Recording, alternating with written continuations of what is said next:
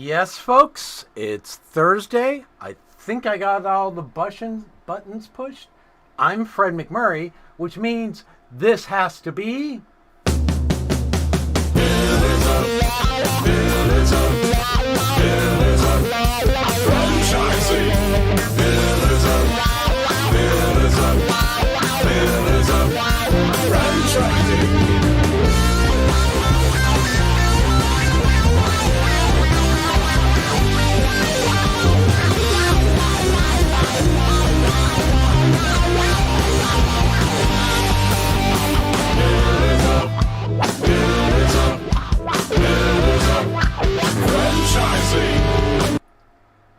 Well, Elizabeth, how are we doing today?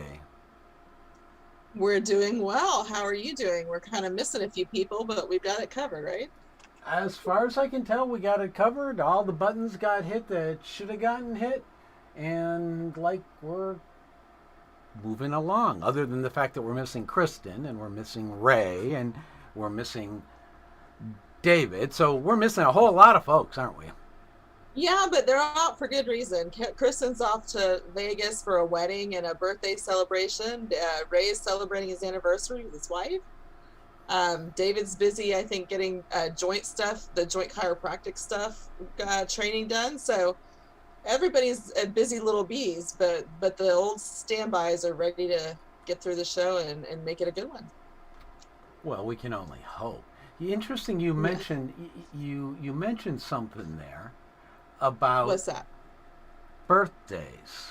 And since we are in Word on the Street, we've had a couple of birthdays, have we not? We have. Kristin had her big 5-0. You can see Kristin with her alien. Yes. Yes. And you give us the next one. And that's our technical producer, Heidi, who's never heard, never seen, but throws a mean stapler when she's annoyed. So, as she should. I'm a fan of that. Are we going to have everyone sing happy birthday? Last time we tried that, it was really offensive, I think, to the ear. So I think that we should just give them a good hearty happy birthday to both of them and thank them for all their hard work on the show. And leave it at that so that we don't hurt anybody's, inner ear. Well, that's boring. If we were going to inflict it on other folks, we should. And then I nominate you to sing the song. How about that? I was put under strict orders, something like 40 years ago by my kids, never to sing in public. So I always beg off because, like I said, don't want to incite an insurrection. That's your story. You're sticking to it, right? Mm-hmm. And given that, as far as I can tell, one of my kids has just started watching just this minute on Instagram. I can't violate that, pledge. You would be caught red-handed, right? Correct. All right. So, happy birthday, Heidi. Happy birthday, Kristin. Enjoy. All right. So, we're back. So, what's word on the street today? So word on the street, as we're wrapping up 2021, which had a little more COVID presence than we thought it would when we ended 2020, Entrepreneur Magazine's put out an article with the hottest franchise categories of 2022. So we were going to give a little shout out to Entrepreneur and chat about some of the things that they've got listed, which are pretty interesting. There were categories that did well in 2020 with the pandemic, which were clearly things like cleaning and restoration. Those did really well. Some health and wellness, some essential businesses, senior care. Go ahead. So did you said cleaning and restoration? Does that include our guest today? I think it does. Yeah, we're going to have to talk to him about how they did in the pandemic. Some people really went gangbusters with all of the essentials that needed to be done and cleaned and updated and cleaned out and all those things. So, but for 2022, they're looking to add some businesses that are things that people want to get back to. So they're expecting really good growth in salons and spa services and personal care education and enrichment as kids get back into school, and we're in less and less of a virtual space. So there are a lot of businesses that are anticipated to do well just because people are sick of not being able to go to them. So that's positive. That's positive for all of those industries that had to shut down. I think eating out is going to be bigger again, now that we're all much more able to do that safely. So 2022, I'm hoping will be what we thought 2021 would be in terms of recovery. Thoughts, Fred? What can I say that's reasonably politically correct? Well, Probably I don't know that that's ever nothing's. stopped you before, so. I know it's never stopped me before. I don't think my personal belief, and has been for the last year and a half, is that we're never going back to what people thought was normal. No, I don't think that we are either. And I know that we have some variants coming down the path. And so I think that the skills that we all learned in adapting to being virtual or hybrid or in person or out of person, I think we're all going to become a lot more nimble at making those transitions, I hope. I hope we have to do them less and less, but I do think it's a new normal. And I think the skills that we've all learned during this process are going to benefit everybody going forward, because they're going to have to. Or not. I don't know. Whatever. Don't be a negative Nelly, Fred. We're going to Why go with the should I positive. stop We've all learned, now? and we all know how to navigate this new world that we're living in. The end. All right, fine. What else we got on the street? Anything else? Well, the December issue launched last week, so if you have not checked that out, go on pillarsoffranchising.com and check it out. If you would like to see that every time that it comes out and see our newsletter, that should be on the pillarsoffranchising.com. There's a contact form and a pop-up that you should receive. So stick your email in there, sign up for all the things that you're interested in to do with Pillars of Franchising, and we will get information to you promptly. We definitely want to get you subscribing so that we can let you know all the big changes that we've got coming up in the next year. So people can sign up on the site to get the magazine. What about signing up for a mentor? Yeah, so if you are looking for a mentor in the coming year, we have our $1 Million Mentors, 4 of them, who have found great success in franchising and want to help you do 2 things. 1, buy a franchising if you're looking to buy. Number 2, help you find success once you have made that decision and made your purchase, and you need some help along the way making some good decisions and avoiding some pitfalls that they have been through. You don't need to reinvent the wheel. You can rely on the people who have already done it. So that's another thing. You can also become a sponsor. We've got a great reach. We've got great exposure for you. So if you would like to be included in our newsletter each month, if you want to be on the website on a routine basis, if you want to help us provide some content, sponsorship is a great way to do that. And there's a spot on the contact form for that as well.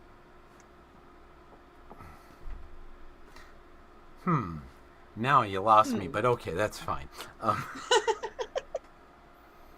Just thinking about the mentors. So people that want to buy or are interested in buying a franchise, they can sign up to get a mentor to help them buy? Yes, absolutely. What's that going to cost me? So I finally decide I'm going to buy that UPS store. I got to go out, or maybe a junkyard franchise. The JDog Junk Removal and Hauling. Yes. Let's just say that you want to buy a JDog franchise brand, then you need a mentor to help you navigate that process. There is no cost to you to reach out to us to help you do that. So if you sign up and you want some help, put your name and email in there, and then we will get back to you right away to help you find the perfect fit franchise. There's no charge for the mentoring. Not for if you're looking to buy, there is no charge. What brilliant genius came up with that idea? I mean, really. So, if you're listening on Blog Talk Radio or on our Shoutcast server, you can dial in at 323-580-5755. That's 323-580-5755. And one of our birthday people, was going to say birthday girl, but that would get me shot. Birthday people will talk to you in the green room and get you on the show. So should we bring our guest on? We absolutely should. So today, we've already mentioned his business. We've got Kevin Kopa. I'm going to give you a little intro to Kevin as Fred brings him on. He's got a bachelor's degree in professional studies from Westchester University. He's got 10 and plus years of leadership and operations experience to his role at JDog. He is responsible for operational strategy and all franchisees. He helps them select and define a territory, implement technology, support for all aspects of the business. He also served as a squad leader in the Marine Corps Infantry for 6 years, overseeing the training, health, and daily operations of his unit. Did 2 deployments to Iraq to support Operation Iraqi Freedom. And that is a very strong value of the brand that he's a part of JDog. Sorry, my brain is just all of a sudden. So now we know what. But of JDog Junk Removal and Recycling. And Kevin, that was a bumbling of your company name, but welcome to the show, and I'm excited to talk to you about all that. So now I'm assuming, before I was thinking the J stood for junk, but now, as Elizabeth reminded me, you're a jarhead, mother bleep. So the J stands for jarhead, doesn't it? Or junk? Well, not quite. It stands for Jerry. Our CEO and founder was a wire dog in the Army, and his first name being Jerry, so JDog was born. Right. That's a perfect combination of his, call sign. What do they call it in the Marines? Well, that was his nickname, I guess. I mean, like, the title would be your MOS, is your job, your occupational specialty. So, Kevin, I think this is a really neat business model. You're heavily focused on veteran ownership. As the franchisor who's a veteran, he hires all veterans. Is that right? So the franchise system, we only award franchises to veterans or immediate family members. So it's kind of like USAA. So I think right now we're at 87% veteran and about 13% immediate family members. So you might have somebody whose father served or whose kids are in the service. And here at HQ, I think we're about 50-50. So it's hard to be exclusive to veterans because it's just such a small portion of our population these days, unfortunately. But yeah, as much as possible here at HQ, and all our franchisees do their best to hire veterans as much as possible. So tell me, and we've had some other guests on who have talked about the importance of setting for veterans up in business ownership, and that's not something that is always considered. They have a lot of recruiters come out from corporate jobs to recruit people exiting the military, but fewer are aware of business opportunities to become business owners. So why was that so important to Jerry as a franchisor?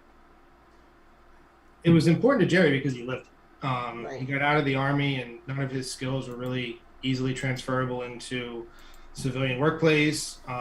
He got into retail after he bounced around for quite a while, and then he's very entrepreneurial. So he had started a number of other businesses before JDog, and when he started JDog, he used the name JDog, but it was not advertised as military.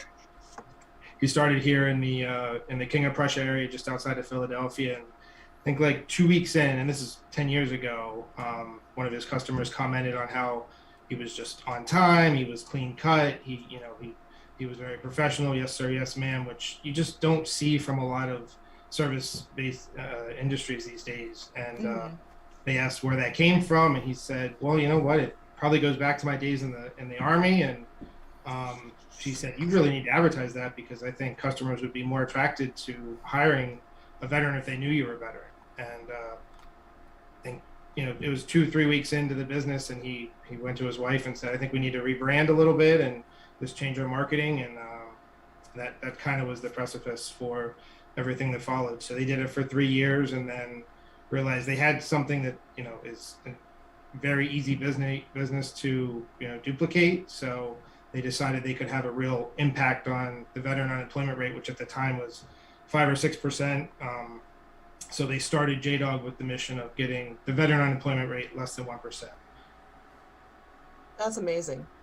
And what a great goal. And I do think that when people are aware of military service, they tend to choose businesses who have some kind of connection. You know, my dad was in the Navy, and he ended up being a lawyer after that, and he hung his flight suit and his helmet thing on a hat rack in his office because we lived in Pensacola, and it started conversation, and people immediately felt that connection if they had any kind of connection to the military.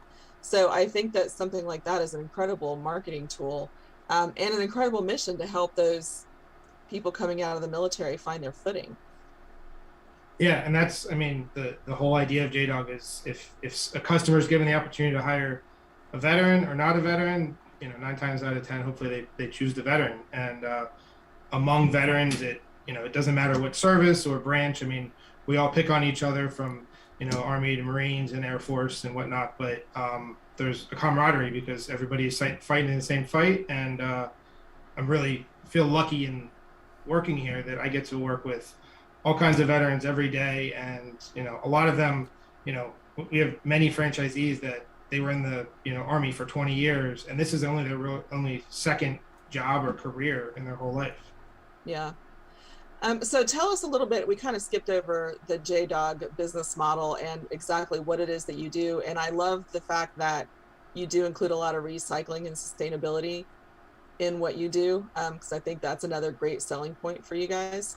So give us a little bit of background on that, and tell us who, outside of being a veteran, who is your ideal franchisee that you're looking for?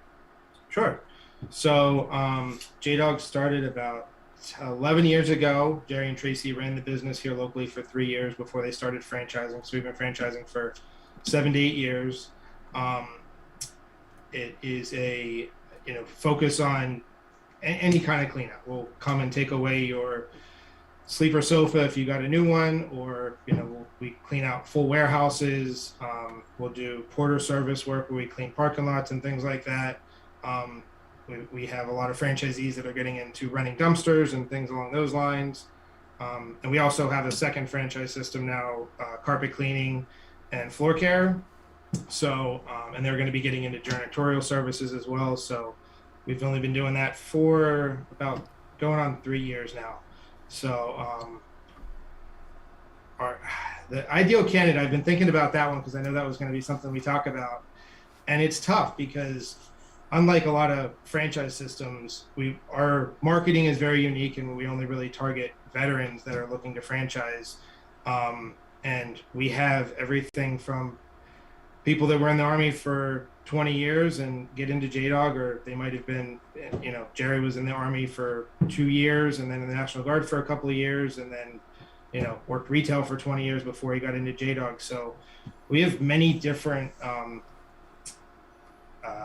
successful franchisees with a lot of different backgrounds. And what we find, it's easy to teach you how to do junk removal. It's easy to teach you how to do the marketing that we do. So we need people that are outgoing and not afraid to go and talk to people. And one thing that veterans in general are generally pretty bad at is using their veteran status to their advantage. Yeah.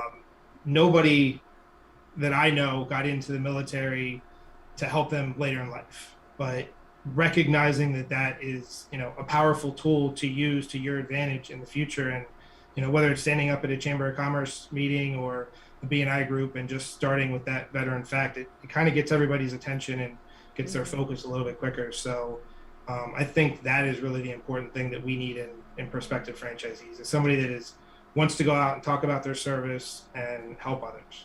Because you mentioned the sustainability aspect of things, not just recycling and scrapping as much as they can, but we have franchisees that have storage fronts selling the things that they pick up, and they donate the proceeds to certain charities.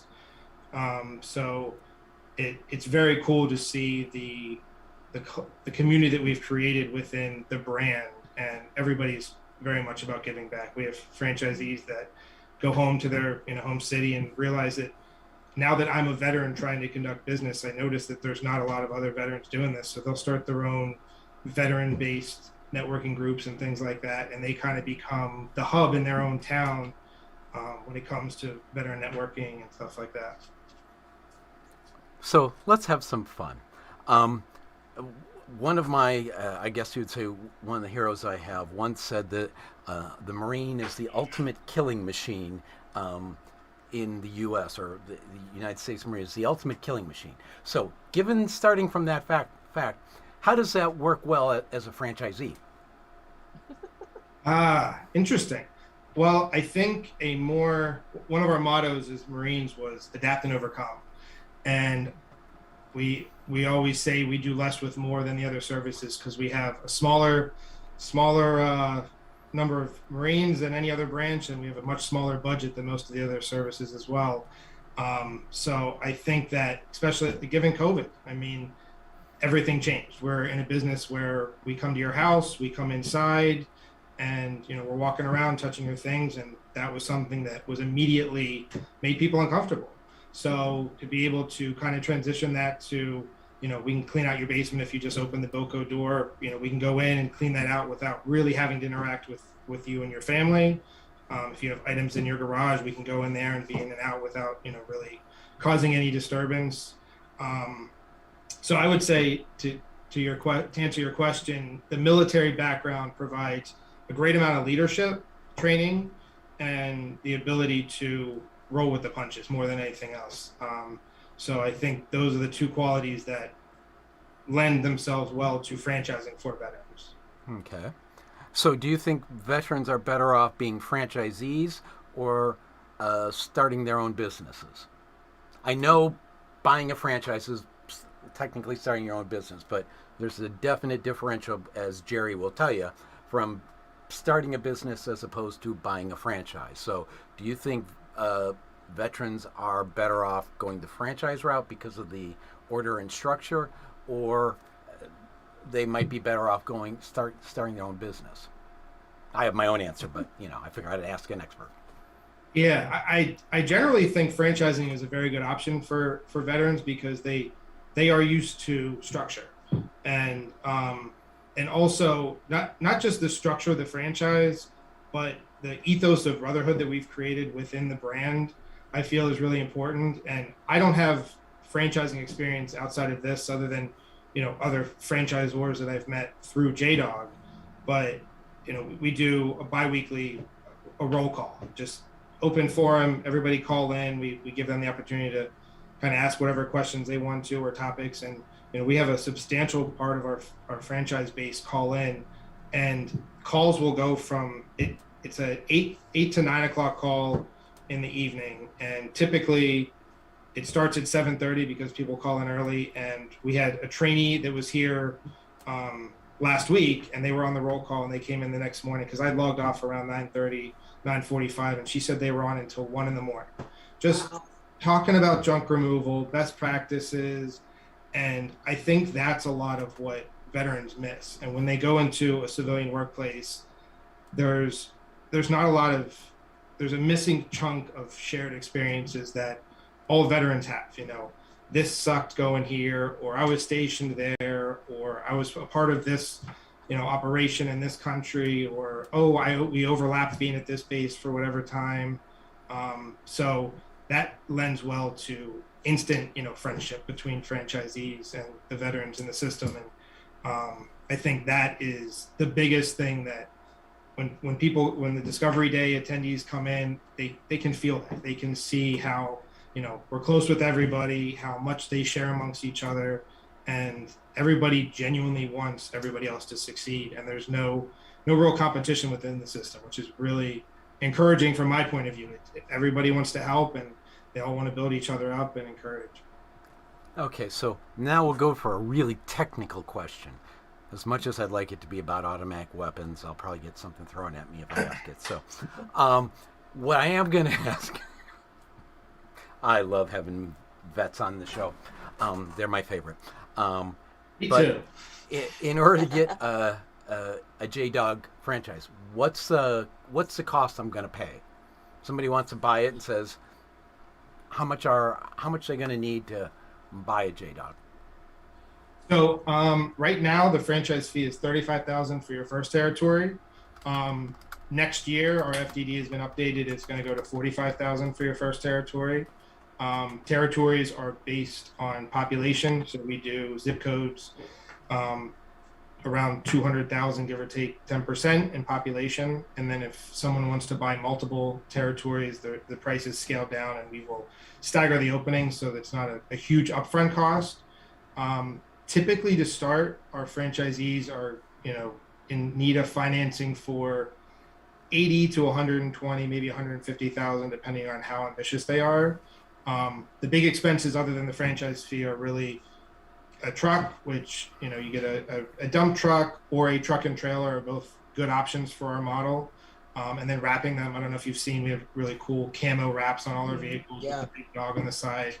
And a lot of those, you put a deposit down, but you don't need to buy that up front. And then insurance. We do have a requirement for about $3,000 spend in your opening marketing and grand opening, which has been tough to do these last 2 years, an actual grand opening. But franchisees have been successful nonetheless, because the service is really needed these days. So we found that during COVID, nothing's hurting right now. Elizabeth, you want to take some questions before I come back? So Kevin, you mentioned when we were getting ready for this interview that you wanted to talk a little bit about something kind of cool you've got going on with the Discovery Channel. You have a show on there called Operation Hidden Treasures. You want to fill us in on what that's all about? Yeah, so this has been really exciting, and Jerry has been working on this for about 3 years. We were lucky enough to meet Jim Millio, who is the producer of the show. He was behind The Dog Whisperer and a couple other shows. He was a part of My Big Fat Greek Wedding, that movie. So very successful in TV and movie. And him and Jerry kind of sat down about 3 years ago and kind of came up with the idea of following our JDogs, kind of in the light of what American Pickers or Storage Wars are doing, and just seeing the interesting ways that we're able to repurpose and reuse the items from our jobs. So there were, we tried it here, we tried some funding and whatever, but it was really last year that we got all the funding together. We filmed in March, and I think episode 9 is going to be airing this Sunday on Discovery Channel at 8 a.m. This is an especially exciting episode because one of our big sponsors is Grunt Style, and they were kind enough to donate a custom Indian motorcycle that they had made for Grunt Style. So we're going to be auctioning that off as part of the TV show. All the proceeds will go to benefit the JDog Foundation and the Grunt Style Foundation. But it was a very fun process to be a part of the filming and see how they take, reality TV and the hauling and the jobs that they were, it seems like a disaster when they're on site and the guys are taking pool tables apart and the film crew's running around. And throughout the whole process, it came out as a very good show. The writers did a really good job finding some cool stories here in the Philadelphia area, and then they also filmed in San Antonio and Austin. So it started in October 10th. We did 10 episodes, so we have two more to air. All right, so I have a question. That's a cool thing, and what a great way to get some exposure. Yeah, it's been really powerful, and I think the franchisees are feeling it. We're certainly feeling it here at HQ, and right now we've done just kind of sent this out to the franchisees, but they all have the opportunity to kind of send in a little audition video to the producer so he can pick the franchisees that will be a part of season 2. But we're hoping to start filming again in March and do season 2. Wow, that's so exciting! Congratulations on that. That's pretty exciting. Yeah. So that brings up that brings up one question, and then I have another question. So, what's the weirdest thing you found either on the show or just in general that clean up? Because I always love the bizarre, When you say weirdest, you almost have to go categories because there are so many interesting stories, and I mean, from hoarder homes with just things growing in the sink and newspapers from the 70s to people that had their own businesses. I was on a job here that somebody used to make like clay cast things. So they had a basement full of these really heavy form molds and stuff that they would make. One of our franchisees in Wisconsin got, it was an elephant foot table. So it was like cool. a table that would go beside a chair or something, but it was based on an elephant foot. One of our franchisees in Theo Proya, who's in Maryland, he just did a job where he got, I think, 20 pounds of ivory. Wow. That somebody had in a storage unit as a gift that when they went to Africa years ago. It really runs the gambit. The weirdest things, inappropriate and not. But it's amazing to go through people's homes, and sometimes it's after a loved one passes away and the children call us to come and clean out the whole house so they can sell the house or whatever, and it's like, oh wow, we found this, what do you want us to do with it? All right, so then the next question is on a more mundane perspective, and I hate these questions, but you got to ask, what are the top 3 regions, major metros, territories that you'd really like to expand in over the next 18 months? LA is definitely the first. That's one market we haven't really saturated too heavily. Sorry, I'm turning around, but my map is over here.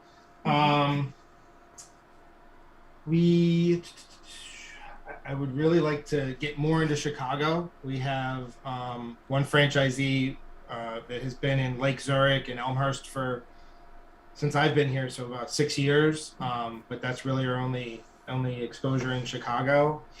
And then other than that, I think expanding in some of the Midwest cities like St. Louis, Indianapolis, and places like that.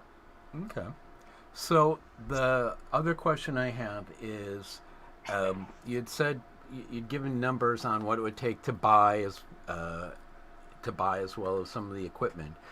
When should a franchisee, because usually it's not after the first year, it usually takes some time, but when do you think the first, how long of a period, let's try it that way, is it before a franchisee starts to be profitable?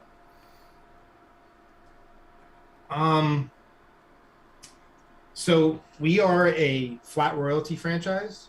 Okay. So we don't have the same reporting and item 19 disclosures in our FDD as a lot of franchises do. So I can't give specifics on that, unfortunately. But this past year, and with COVID and with our increased brand awareness, that it's taken 10 years to get to this point, but how strong the brand is now. Franchisees have been opening, in this last year, where I know of a number of franchisees that have been profitable within that first year. We have a lot of franchisees that are expanding and opening additional markets, adding equipment as much as possible. That's really been our biggest hurdle this year, and I think for the next year or so, it's hard to get vehicles. And we have franchisees we had one that came here today and picked up his dump truck to go home to the Canton market in Ohio, and he was supposed to open in September, and he just got his dump truck now. So we are, as much as possible, we're trying to get trucks and trailers and dump trucks and the hook and go for the dumpster trucks that we use. And we have a lot of franchisees existing that are expanding into new markets and stuff like this. So vehicles are our biggest hurdle. So that's really, if somebody comes into the system, we tell them, buy a truck as soon as you can so you can get open and start hauling junk. Okay. So you mentioned what I believe is the greatest cure for insomnia known to mankind, the FDD. So since you brought that topic up, and at the risk of putting our viewers to sleep, what are the top 3 items in your FDD that you'd prefer people read first? I think the flat royalty structure is very important. It really gives the franchisee the opportunity to, identify what they want their success to be, because we don't we make a flat amount. If you go and do, $500,000 or $2 million, you pay us the same amount. So we're not, and we don't have marketing fee. So our strategy is very much teaching you how to market in your area and become the JDog of, your market and become the veteran fixture within the business community that you live within. And instead of us taking your money and deciding how it's spent, we encourage and empower and train you how to do that on a local level. And then other than that, I would say, looking at those opening fees, it's important that somebody comes into this with operating capital and the funds they need to get up and running. And you can't start on a shoestring budget. So you need to be able to market, and you need to be able to spend that initial fee, and you need to be able to get a truck and insurance and, have employees. And on one of the podcasts I was watching to prepare for this, I think Elizabeth had mentioned, you really have to be marketing because, even when COVID hit, and new franchisees, you have to drive into their head, like, you need to start marketing, and you need to start before you're ready to haul junk. You need to be getting customers. You need to be acquiring them as soon as you're done with training. You need to start working. So rather than go into a whole marketing rant, since Elizabeth will tell you, and Ray would, and Jerry would, that's one of my favorite topics. So we won't do a whole another show on marketing. I'll just give it to Elizabeth to ask her question. All right. So Kevin, what do people who want to know more about JDog, what is the best way for them to reach you to get more information?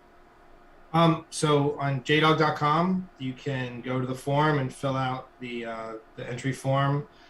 That will start the process here. So you'll have an intro call with our sales team to make sure you're qualified. The area that you're interested in is available, and you meet our veteran requirement.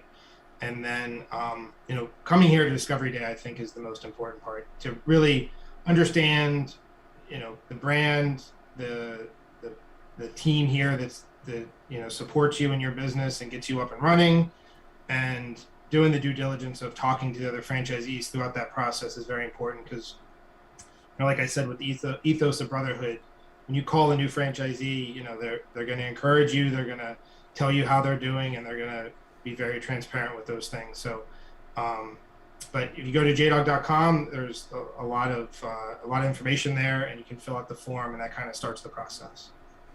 Great. Or you can go watch our show on Sunday.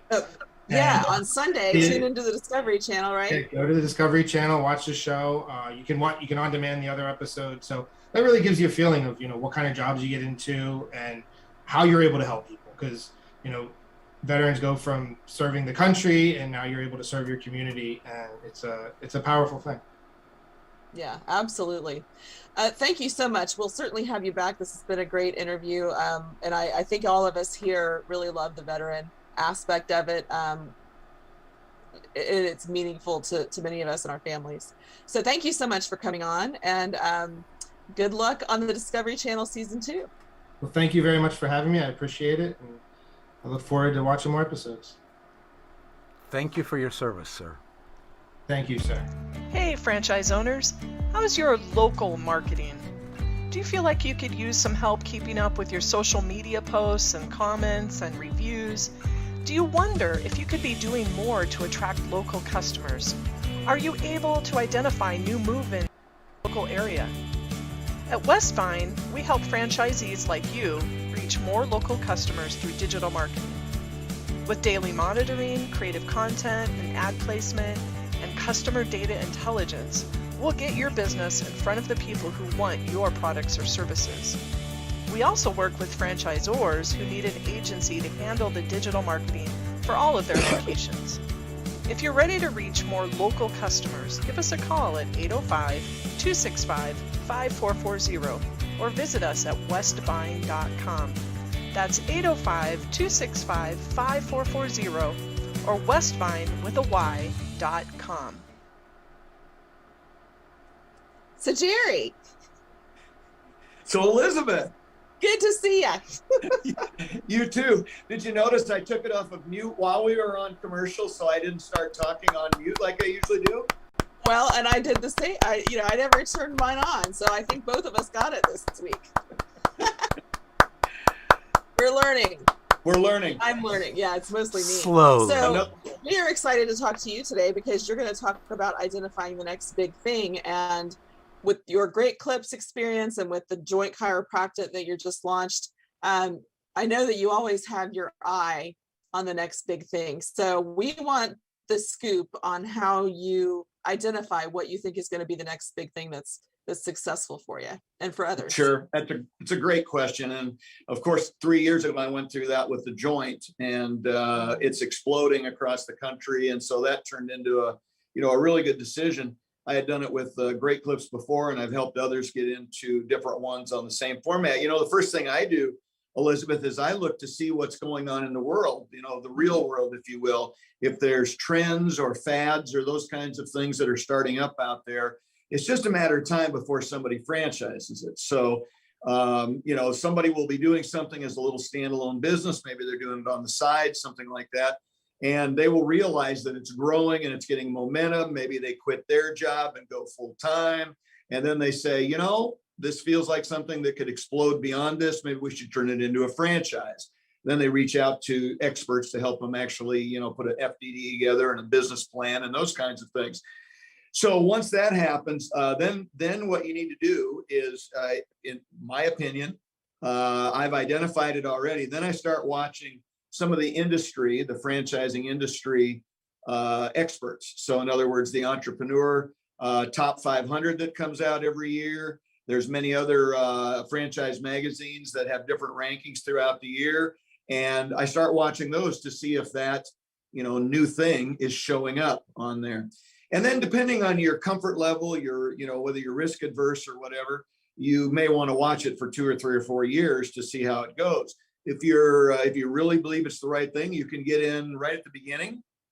Generally, you can be an innovator. You can maybe get a larger territory. It might be a little less expensive. There's a lot of variables that go into it, but that's what I look for when I'm doing it. And some of my favorites, I look at edible arrangements. Now think about that, in 1999, when that started, it wasn't a thing. Nobody did anything like that. And it was a 16-year-old that bought a flower shop, and a few years later combined his love of fruit and his floral skills into doing that. And I would have thought, honestly, that was going to be a fad. And now look, it's exploded. They are wildly successful across the country. Everybody's copycatting them now. And who knows where it's going to go.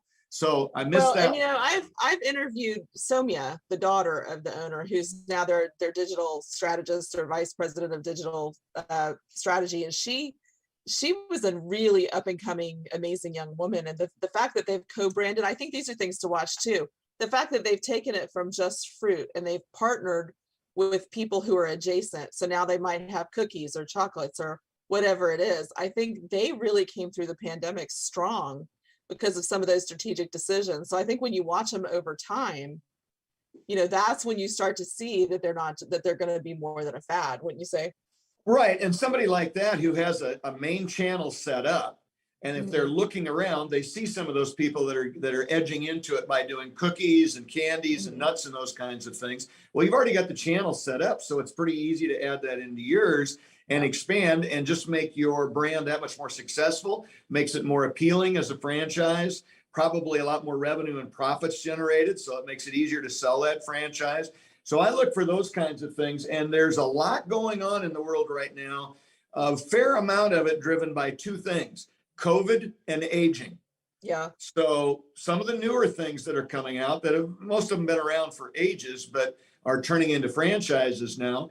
If you look at, there's a whole segment on lab-based things now, whether it's testing for COVID, just general blood testing or those kinds of things. There's a wide range of those that are, I would say, I would put them in the emerging category as a franchisor, but some of them are going to grow really rapidly because people are very sensitive to that right now after COVID. We are an aging population. Yeah. So 2 things are springing out of that right now. Reverse aging franchises. anything that relate, infusion is one of the big ones that's getting started right now, you know, where you're being infused on a regular basis with things that fight the aging issues that we've got. And then the last one related to aging is many of us don't want to go into a nursing home, maybe ever, but certainly no earlier than we want to. So, you know, the aging in place type of franchises are really taking off. Right behind that is, you know, care at home. And then I think the next one when it comes to that is the broad expanse of, you know, new age type nursing homes or specialized care type things. So I think really, you know, we talk about this every week and you guys all know how I roll. I don't think there's a better time to get into franchising, to buy a franchise. Right now, I think we've got the broadest expanse of innovative, cutting edge, new age type franchises out there where you can really kind of get in on the bottom floor and own a big segment of, you know, a state or a region or something like that. And because franchisors are looking for people, if they're kind of emerging, that will take a lot of franchises, a lot of licenses. So I don't know if I've ever seen a better time to get into something that a few years ago wasn't even a franchise. Yeah. Well, and I want to ask your opinion real quick too, before we wrap up the education segment. We did an interview in our magazine with Ann Huntington Sharma, who talked about having to sort of, you know, fast track some of their online things that they had planned to roll out and had to do it much more quickly. And my sister is a teacher who was miserable. It was not a good time for teachers during the COVID pandemic. And so this, do you think education for people who are looking for a way out of that would be a good up and coming thing?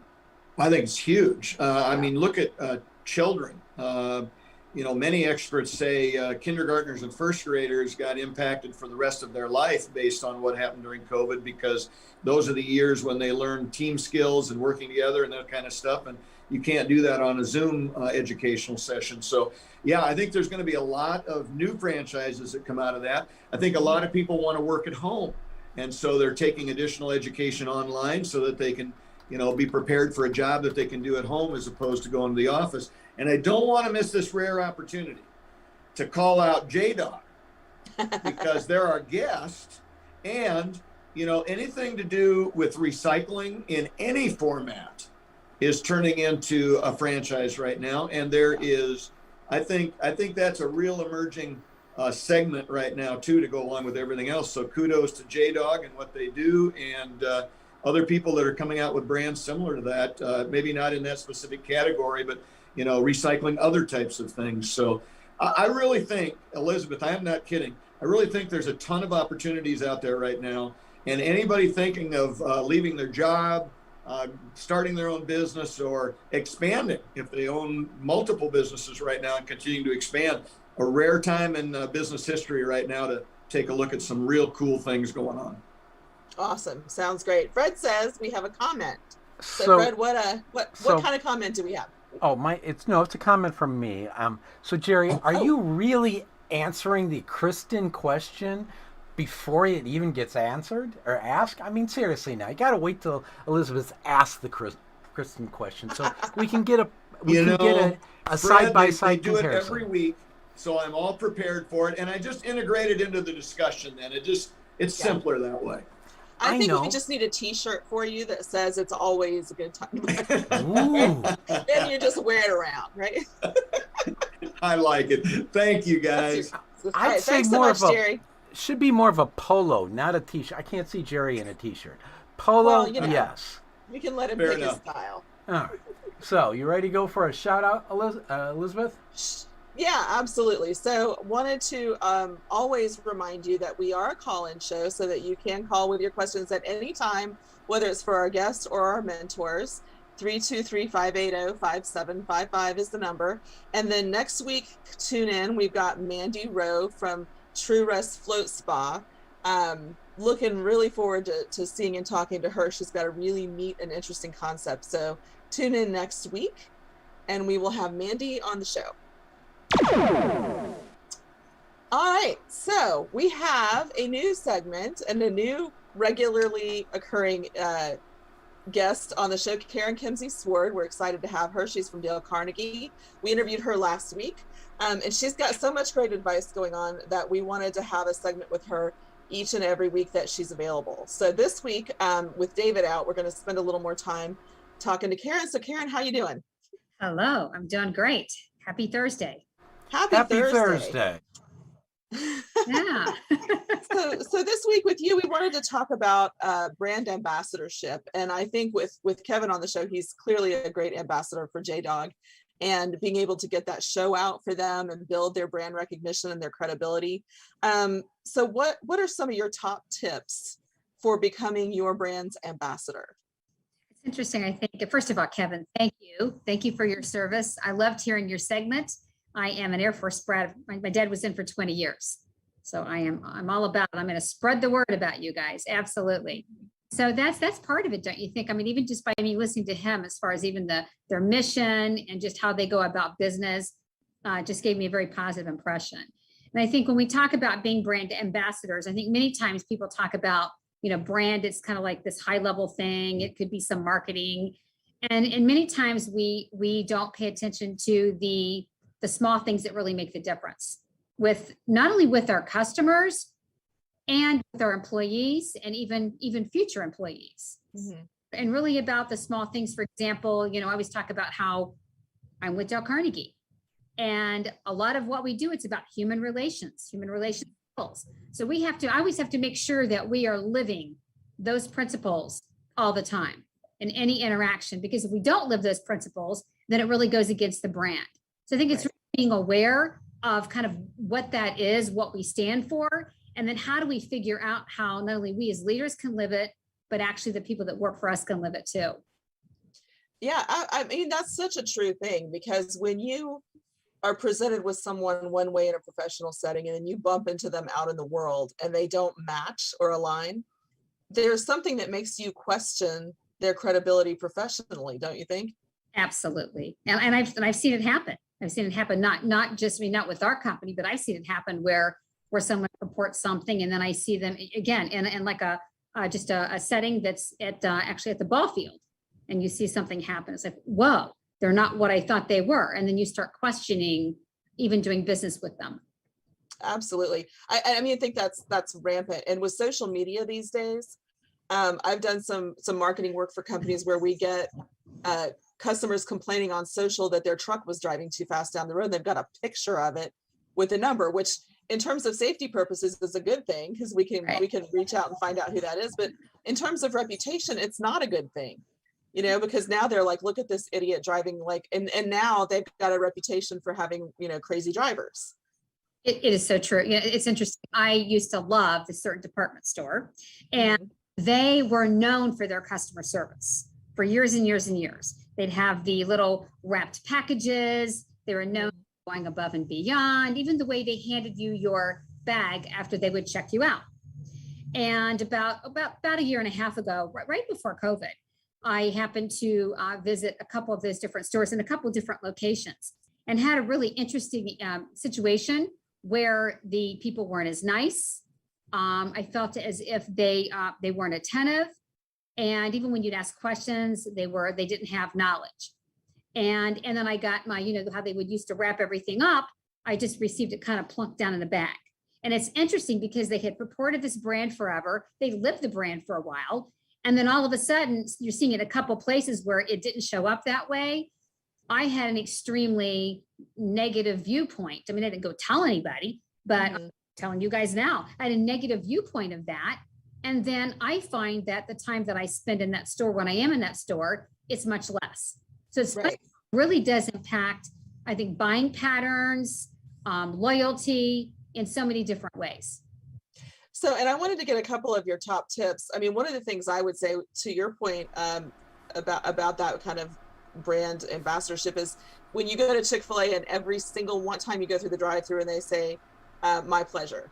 And so now anytime I go to another restaurant, fast food drive-thru, and they say my pleasure, I think, you worked at Chick-fil-A, didn't you? You started there, because that is so heavily ingrained in my brain as someone who has driven through a million times with my kids.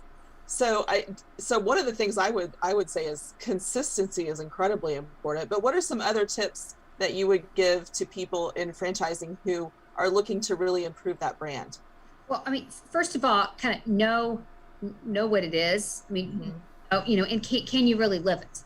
And Right. part of that living piece is, you mentioned first of all, making sure you know it, making sure that it's at if you want to call it behavioral level, with your employees, and say, okay, this is what this means. And you're right, with Chick-fil-A, friendly means, saying hello. Friendly means, so it's not just having these words, but really making sure we live the word. For example, if it's high trust, we're high trust, that's part of our brand. Well, high trust goes for its customers. So it's really, the second tip would be, it's got to be for your customers, it's the employees, it's future employees. So making sure that it's kind of more all encompassing as well. And I think that's really important. So it's that deliberate piece. I also think it's reinforcing, making that you keep it in front of people. And I think don't you think that's the Chick-fil-A and a lot of too, where it's like you have to keep it in front of someone time and time again, incorporating it into the training, incorporate into whether it's secret shopping, making sure that you have ways of reinforcing it. Absolutely. So we're getting close to the end of the show here, but what are some no-nos that you would suggest people avoid doing in terms of customer service, marketing, and brand ambassadorship? Okay, well, one thing I can always think of, it's platitudes, making it big picture, and then the employees are like, yeah, not really. And so they don't even know how to live it. And I think that happens so many times. And then that's where then we're going to go the opposite direction. The second one, a big no-no is if you can't live it as a leader. And, always talk about when somebody, mentioned the high trust. When a leader's like, oh, yes, we have high trust. We have high trust with our customers and everyone. And then the leader is saying to the secretary, the receptionist, lie to the customer for me, I'm not available, or whatever. So it's making sure that you're very congruent with what you're saying. So you're taking the lead for it. Those are a couple really big no-nos that I've seen. Well, and they matter so much. I mean, when somebody thinks you're a hypocrite because you're a leader and you're not doing what you're telling your employees to do, those employees are not going to do the same thing. They're not going to project that to the customer. And then you're going to have this whole cycle of distrust, don't you think, going forward? Absolutely. And then what happens too is you're exactly right with the social media. It starts up on Glassdoor, and then it shows up on Glassdoor, Indeed, all these different places. So then when you want to try to attract employees, then you can't attract the right type of person because you've kind of been dinged on all the different social media. Well, and don't you think recovery from that is way harder than doing it right the first time, right? Absolutely. So it's pay attention to those small things aren't so small. Exactly. Well, Karen, thank you so much. We look forward to having you on the show frequently with all of your advice and tips. So thank you so much for agreeing to come on today and sharing all of your experiences. Thanks. And we look forward to seeing you hopefully next week. Sounds good. Thanks. All right, so we have had yet another good Pillars of Franchising show. We want to thank our guest, Kevin Kopa of JDog Junk Removal and Recycling and Hauling. To our $1 Million Mentors, we thank you. To those here and those not here, thank you so much for your time and energy each and every week. And if you're looking for a mentor, please go to pillarsoffranchising.com and fill out the form so that we can reach out to you and help you get that franchise. We are the Pillars of Franchising. We are here to be your resource for franchising success and make your dreams a reality. This has been Pillars of Franchising, and the dream starts here. Semper Fi.